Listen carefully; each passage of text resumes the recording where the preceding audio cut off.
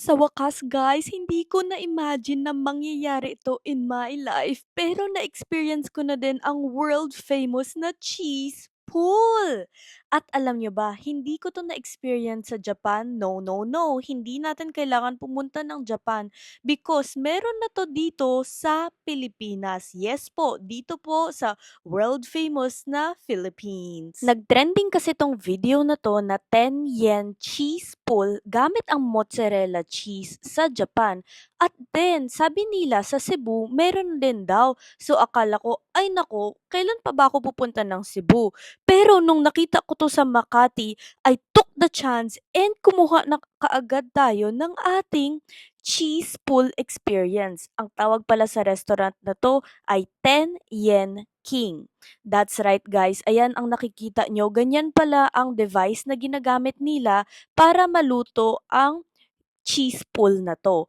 At alam nyo ba, ang lasa nito pagdating sa pancake section niya 'no, talagang pancake ang lasa niya. So, hindi siya parang tinapay, more on pancake siya. Ang lasa naman niya, hindi ko masyadong na-feel yung pancake section. So, that one is very questionable for me 'no. Pero the experience itself na nakikita siyang niluluto, nakikitang nilalagay yung mozzarella cheese, ay naku guys, sobrang exciting na ng experience 'no. So one of the things na na-e-excite talaga ako is yung nakikita na niluluto siya sa harap-harapan ko din. At si ate naman dito, support na support talaga sa mga vloggers. Alam nyo ba, siya pa nagturo sa akin kung paano ang proper cheese pull. Kasi naman, yung lalagyan nito, pwede mo tanggalin. Meron siyang linya na pwede mo tanggalin. Tapos sabi niya, sige, sa gitna mo, ilagay yan. Because ang mozzarella cheese na nakikita mo dyan ay nasa gitna.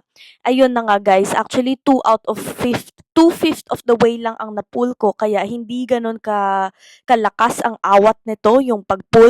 Pero don't worry, pagkagat na kagat ko naman pagkatapos, ang haba-haba na niya. Anyways guys, dun na nga tayo nagtatapos. Itong pancake itself, ang lasa niya is 2/5. Pero naman ang full experience na to is 5/5. So talagang go na go kayo din!